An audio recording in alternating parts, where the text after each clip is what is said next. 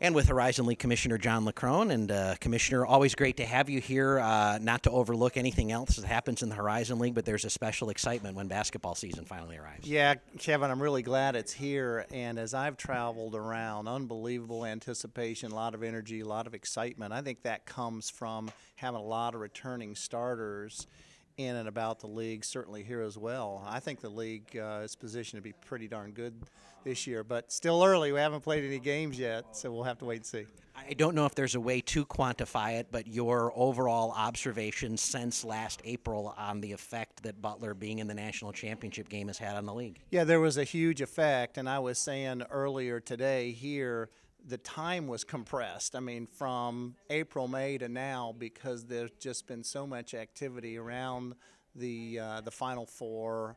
The time has been compressed, but I would suggest this to you. First of all, there is a huge awareness now of the Horizon League. I think that helps our men's programs, it helps our women's programs, so people do know a lot more about the league. With that comes some expectation and some pressure. So it's going to be interesting to me to see how kind of we handle that as a group, because I do think there's probably more of a spotlight on us this year and people are going to be looking at us. So that's good, though. That's what we want.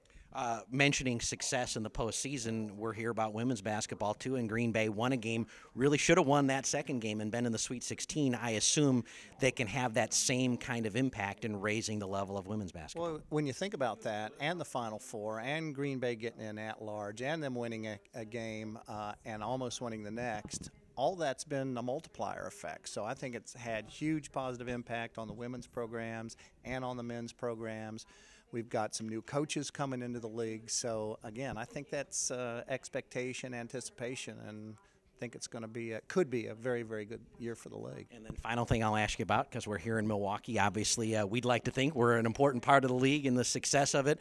Your observations on kind of our teams and just our situation and the role that this university plays in the league. Kevin, you're so right. So many people want to just look back a year or two and see, well, that's where our success was built. Look, I've been here 19 years. I know what the success was built on. It was built all the way back on the Green Bays and the Detroits and Milwaukee. So Milwaukee played a huge role and continue to play a huge role, not only in basketball, but in a lot of sports. But if you think about the job that Rob and Sandy have done on both those programs, they're always near or at the top and have just done an incredible job.